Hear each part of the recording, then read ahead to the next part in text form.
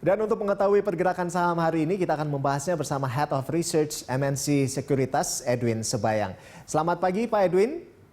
Selamat pagi, Mas Rolando. Oke, baik. Pak, hari terakhir perdagangan di tahun 2020, bagaimana IHSG akan bergerak hari ini?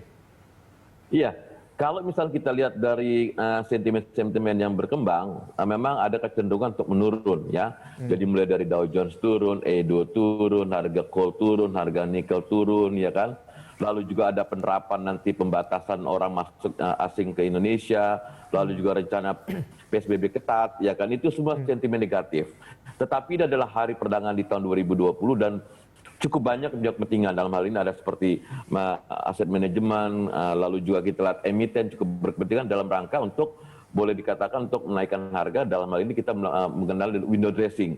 Nah, ini ada tarik-menarik, Mas, antara kekuatan window dressing dengan sentimen negatif ya Bang saat ini sedang terjadi, Mas. Jadi kalau saya lihat sih harusnya kalau kita ambil dari kenyataan ada peluang untuk mengalami penurunan, Mas, di akhir tahun ini. Baik. Nah, lalu bagaimana kinerja IHSG sepanjang tahun 2020 di tengah pandemi ini, Pak? Kalau menurut saya sih luar biasa sekali ya, karena terus terang entah nanti ditutup 6.000 atau 6.050 ya, tetapi itu sudah di atas ekspektasi saya, karena di dalam riset report saya di awal tahun 2020 saya mengatakan indeks akan ditutup di 5750 ya kan, kalaupun terjadi overshooting 5850, tapi kenyataannya sudah mencapai 6.000. Jadi pencapaian luar biasa sekali di tengah pandemi COVID-19, di tengah juga resesi ekonomi, itu luar biasa sekali penutupan di level 6.000-an, Mas. Baik, ini pencapaian yang baik begitu ya, Pak. Baik, Ya. Nah untuk tahun depan, bagaimana prediksi Anda tentang IHSG, Pak Edwin? Iya, tahun depan akan lebih bagus, Mas, karena saya mengasumsikan contoh GDP akan bertumbuh sekitar 4,5 sampai 5,5%, ya kan. Lalu juga loan growth akan meningkat, ya, currency akan meningkat, EPS pun akan mengalami kenaikan rata-rata antara 15 sampai 20%, Mas. Jadi kalau saya melihat ada peluang di akhir tahun 2021 nanti IHSG menurut perkiraan saya akan ditutup di level 6872, Mas. Nah, ini untuk COVID-19, kalau dari Anda apakah masih menjadi sentimen utama IHSG di tahun 2021, Pak Edwin?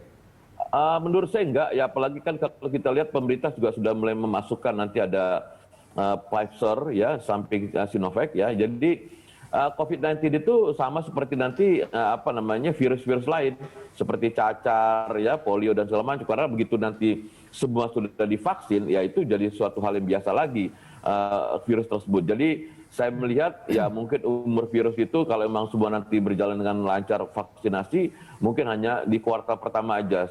Selanjut kuartal kedua sampai kuartal keempat di tahun depan itu akan jauh lebih bagus, Mas, kondisinya. Jadi kalau bukan COVID, lalu apa nih Pak sentimen utama IHSG di tahun 2021, Pak?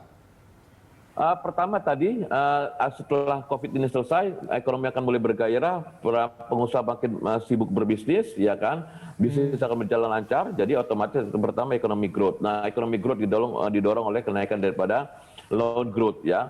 Itu kedua. Lalu ketiga kita lihat ini dari sisi likuiditas itu masih banjir sekali, Mas. Dari sinyal The Fed mengatakan di tahun 2021 mereka belum akan menaikkan suku bunga, ya arti masih rendah sekali, masih 0,25%. Plus kita tahu kemarin Trump baru aja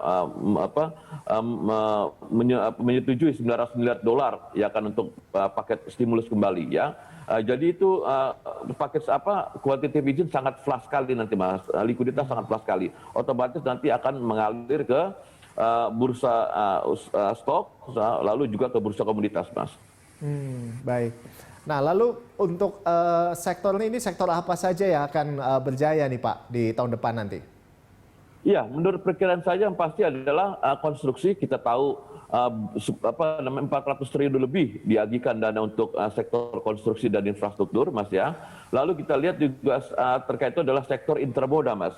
Karena seiring dengan bertumbuhnya perekonomian, seiring dengan bertambahnya panjang jalan, berarti nanti aktivitas untuk penyaluran atau distribusi barang nanti akan meningkat, Mas. Jadi perjalanan akan makin smooth, makin cepat dan makin berjalan lancar.